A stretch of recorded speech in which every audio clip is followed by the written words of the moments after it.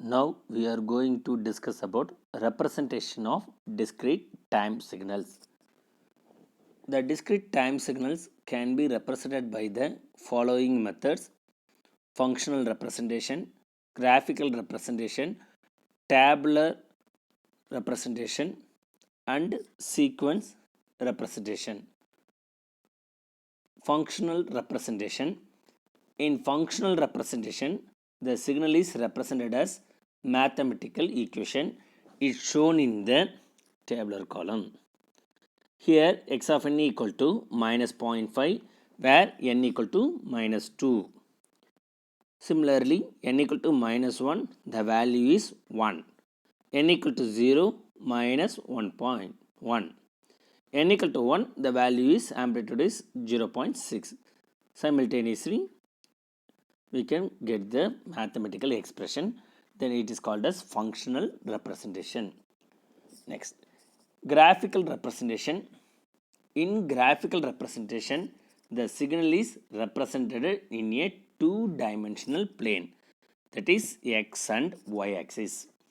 The independent variable is represented in the horizontal axis, and the value or amplitude of the signal is represented in the vertical axis, y axis. It's shown in the figure. Third one, tabular representation. In tabular representation, two rows of tables are used to represent a discrete time signal. In the first row, the independent variable n is tabulated. In the second row, the value of the signal for each value of small n are tabulated. It's shown in the figure. And last one, sequence representation. In the sequence representation, the discrete time signal is represented as a one-dimensional array. For example, an infinite duration discrete time signal with the time origin n equal to 0, it can be indicated by the symbol of arrow marks. It's shown in below. X of n equal to 0.5, 2, 3, 1, 0.5, 5, 3. Here 1.5 as the origin. Here the sequence representations consider two cases. One is n greater than 0 or n less than 0. N greater than 0 means it obtained the positive values 1, 2, 3, 4, 5, 6. N less than 0 means minus values minus 1, minus 2, minus 3. Next, we discuss about quantization. The process of approximately adjusting the amplitude value of signal, then it is called as quantization. Or quantization is the process of mapping continuous amplitude signal into discrete amplitude signal. Here continuous amplitude means analog values and discrete amplitude means digital signal. Next, quantization level. The analog signal is quantized into countable and discrete levels known as quantization level. Each of these levels represent as a fixed input amplitude. Next, quantization error. During quantization, the input amplitude is round off to nearest quantization level. This round off is known as quantization error. It can be reduced by the increasing the number of quantization levels. Example, the figure shows represent an analog signal. During quantization signal, Amplitude is sampled and discreased into fixed quantization level. The figure 2, it shows we have used 8 quantizations levels. The quantization results in the loss of information. The space between two adjacent levels is known as step size. Step size equal to V reference divided by number of levels. Here V represent the maximum amplitude being represented. If the step size is large, then the quantization error will be high. In another word, the loss of information goes higher as the step size gets bigger. Generally, quantizations obtain two: uniform quantization and non-uniform quantization. Uniform quantization, the type of quantization in which the quantized level are uniformly spaced is known as uniform quantization. In uniform quantization, each step size represents a constant amount of analog amplitude. It remains constant throughout the signal. Non-uniform quantization, the type of quantization in which the space between the quantized level is non-uniform and has logarithm relation is called non-uniform quantization.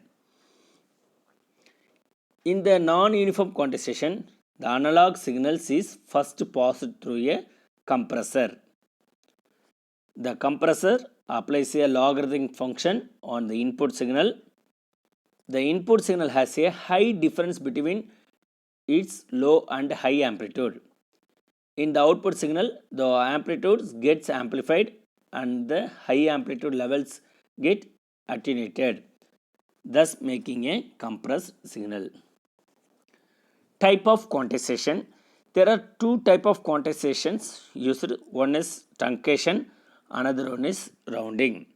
Truncation, it is the process of reducing the size of the binary number, that is reducing the binary bits by discarding all the less significant. Then the less significant bit is obtained truncation of binary numbers. 2-3 bits for all the least significant bit between the nth bits are discarded.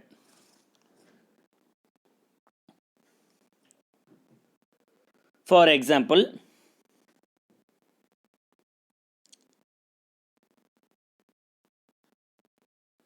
the input-output characteristics of quantization used for the truncation obtain 1's complement and 2's complement is shown in the figure. In the above figure, the range of unquantized number marked in x-axis. The quantizations are marked in y-axis. The figures can be expressed the some following points. Any positive unquantized number in the range between 0 to less than or less than into 1 into 2 power minus b.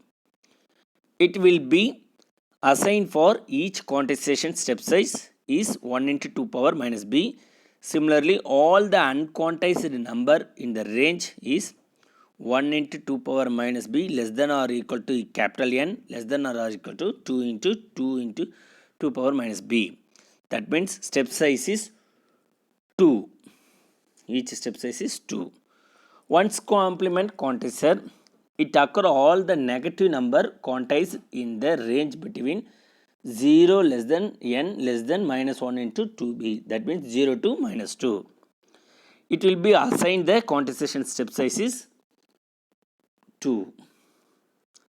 Here capital N is unquantized fixed point number and NT is fixed point binary number quantized by truncation. Next, rounding. It is the process reduce the size of binary number to finite word size of binary bits such that rounded b bit is close to original unquantized number. The rounding process consider both truncation and addition process.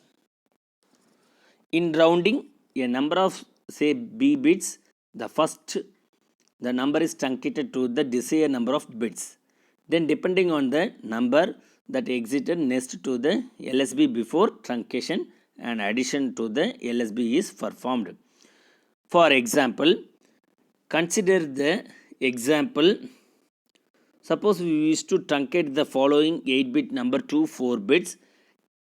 Capital X equal to 0.011101 truncated to 4 bits. That means x equal to 0.0110.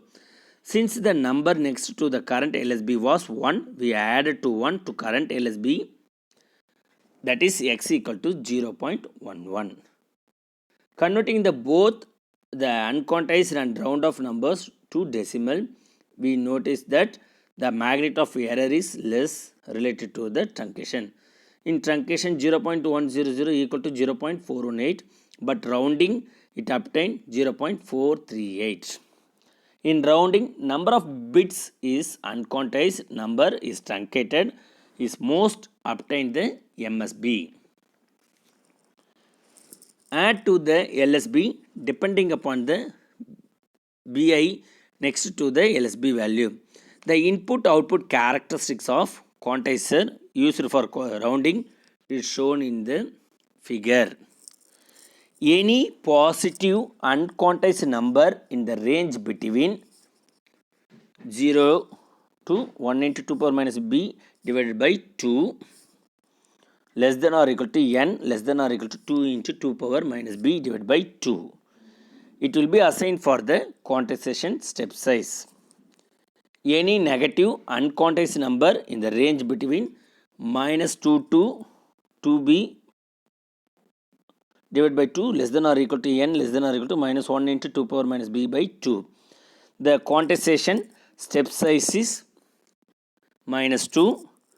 Let us consider the quantization step size is 2 power minus b and half of the quantization step size is 2 power minus b divided by 2. Thank you.